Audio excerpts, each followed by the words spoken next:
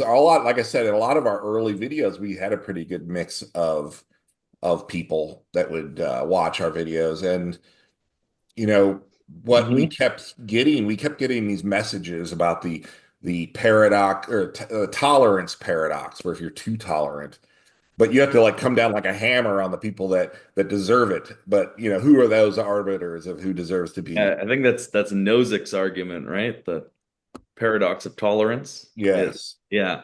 Yeah, but again, the funny part about that argument that is that it requires again this kind of superiority complex, or this view that you've got it morally figured out. Like the tolerance paradox, I think the examples Nozick gives, I'm gonna have to look it up again, are like don't tolerate Nazis. Don't tolerate people that are actively rounding up and killing people. And somehow this has slid into don't tolerate someone who thinks a little bit differently than you, or has a different intuition about how you ought to Mhm. play a board game. So I think that there's something really strange going on there where there's a level of seriousness that's crept into this gaming space. And the belief is that if you associate or play a game with someone who has a different sensibility, that you are somehow, yeah, you're in league with the devil in some cases. And it's bizarre to me because I can't imagine like just saying, yeah, let's play a game of cards. But before we do, I'd just like to know your views on colonialism because if you think differently from me, there's no way we're playing hearts together today. And Like it's just it doesn't make sense. And I've heard Or plenty of stories of that where a friend of mine was in a game where a guy came in. No, maybe it was a lady. I can't remember what, but in any case, she came in and she said, "Are there any Trump supporters here?" And if there were, she was going to leave. Like, Yeah. I'm not going to game with you. Like, wow. yeah. Yeah. And it's one of those things like, you know, I can't imagine um being in a situation like that. I mean, I have my own stories about being confronted at conventions and stuff for not using safety The tools or safety tools. just Yeah. screaming. And yeah, I mean, And she sold me to my face. She was a member of some organization that was trying to boycott Gary Con because they wanted Frank Menser canceled and excluded from the con and stuff. And Wow.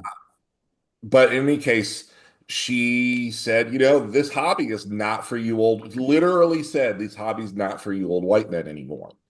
And, I need to find I something else. remember you posting that.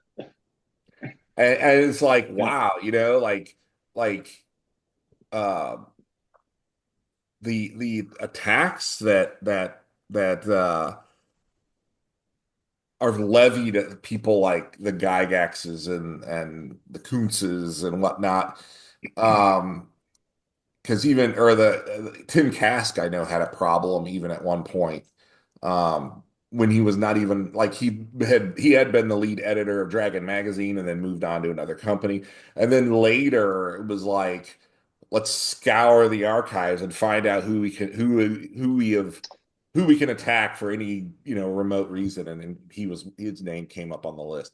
But it's it's it's crazy to me, and you brought up the word presentism earlier, um how everything is analyzed, the degree to which everything is hyper analyzed, right?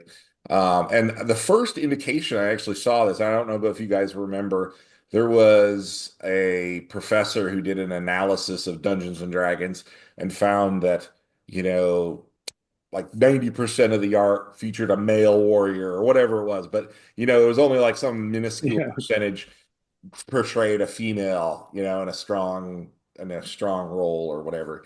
And I'm thinking to myself, at the time I remember thinking to myself, well, that's silly, who cares, But that's the sort of thing that kind of snowballs. Well, he's a professor, he must have some legitimacy, right? And I've Sure. that's another thing that's come up, the fact that, well, it's coming out of academia, therefore it must be right.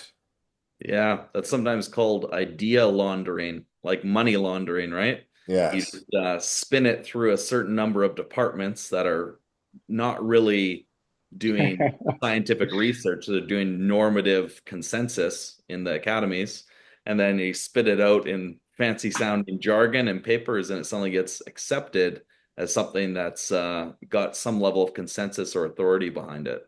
Yeah, but to your point, there's this great sense of irony there, isn't there? Like there's this sense of, okay, we care about inclusion and tolerance, but we're not going to tolerate you. We're not going to include you. And then there's this sense of like, no, everyone's capable of changing, having these complex moral identities, but Gygax is the devil. So there's these paradoxes that are beginning to grow in these spaces, and they've grown elsewhere in our culture. But I think the thing that has struck me, and maybe why I've begun to become a little bit more vocal about it online, is that part of what we're supposed to do in a healthy society is when something is deserving of ridicule, it's ridiculous, we ridicule it. We say, this, no, this doesn't belong here, or this is going to be caustic or destructive to something that we all view as valuable and important touchstone in our communities. So I think people need to start recognizing that those attitudes, which are quite draconian and yeah, unkind to people that think differently, they're going to destroy the hobby space over time, and people have got to speak up a little bit about it. So yeah, Yeah, how many comments have we seen where it's just I'm really getting tired of this, you know? Um, Yeah. but and that is one tactic too, is to wear down the person, wear down the community until they won't speak out anymore. Because like it or Yeah. not, WotC is the big dog. I mean, they're still 50% of the space. They took a big hit in the OGL, which I think was huge.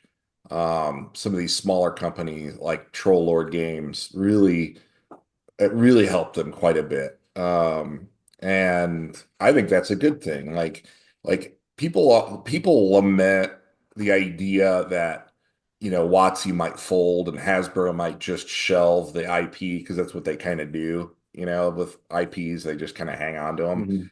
Yeah. Um, but I'm kind of like at this point, I'm kind of at the point where like, you know, is that going to be such a bad thing? Yeah. It can't get any worse. I would like to take a And moment and remind, that's sad. I know. I would like to take a moment and remind everyone to like, comment, and subscribe. If you guys are enjoying things so far, let us know with a like and a comment.